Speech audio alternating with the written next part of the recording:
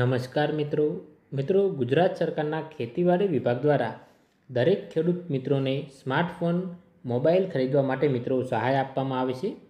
તો આ યોજનાની અંદર મિત્રો 18 જૂન 2024ને મંગળવારના રોજ મિત્રો સવારે 10:30 કલાકે ગુજરાત સરકાર દ્વારા મિત્રો આઈ ખેડૂત પોર્ટલ ખુલ્લું મૂકવામાં આવશે। તો લાભ લેવા માગતા દરેક ખેડૂત મિત્રોએ વહેલા તે પહેલાંના ધોરણે મિત્રો ઓનલાઈન અરજી કરવાની રહેશે।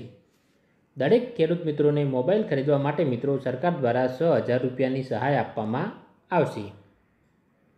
હવે મિત્રો આ યોજના વિશે વિગતવાર માહિતી મેળવીએ।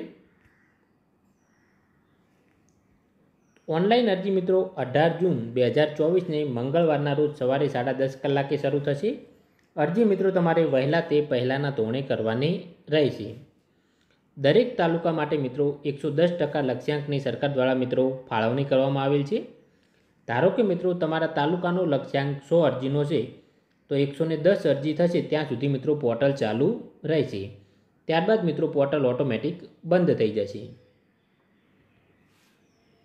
સહાયની વાત કરીએ તો જો કોઈ પણ ખેડૂત મિત્ર 15,000 સુધીનો સ્માર્ટફોન ખરીદ કરે તો તેને મિત્રો 6,000 રૂપિયા સબસિડી મળશે।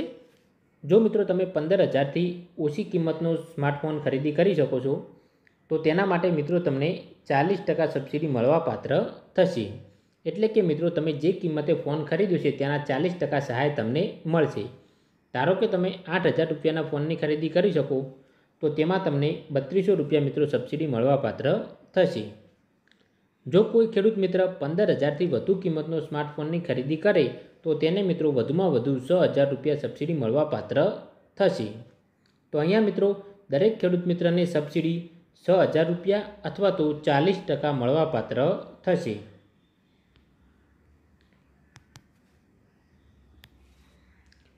ત્યારબાદ મિત્રો ઓનલાઈન અરજી આઈ ખેડૂત પોર્ટલ પર કરવાની રહેશે। ખેડૂતે મિત્રો અરજીની પ્રિન્ટ કાઢી અને પોતાની પાસે રાખવાની રહેશે, તેને કોઈપણ કચેરીએ જમા કરાવવાની નથી।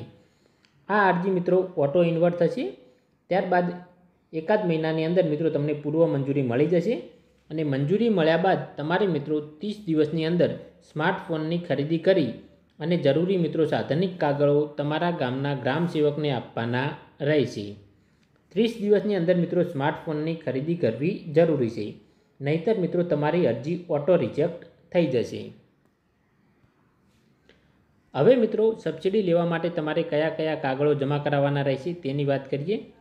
સૌપ્રથમ મિત્રો ઓનલાઈન અરજી કરેલ અરજીની એક પ્રિન્ટ, આધાર કાર્ડની એક નકલ, બેંક પાસબુકની એક નકલ, 8 ઉતારો, સ્માર્ટફોનની ખરીદીનું GST વાળું બિલ અને મિત્રો મોબાઈલનો IMEI નંબર દેખાય તેવો એક ફોટો। તો મિત્રો સબસિડી લેવા માટે તમારે કુલ આટલા કાગળો રજૂ કરવાના રહેશે। જો આ યોજના બાબતે બીજો કોઈ પણ પ્રશ્ન હોય તો તમે નીચે મિત્રો કમેન્ટ બોક્સમાં કમેન્ટ કરી જણાવી શકો છો। વિડીયો જોવા બદલ તમામ મિત્રોનો ખૂબ ખૂબ આભાર।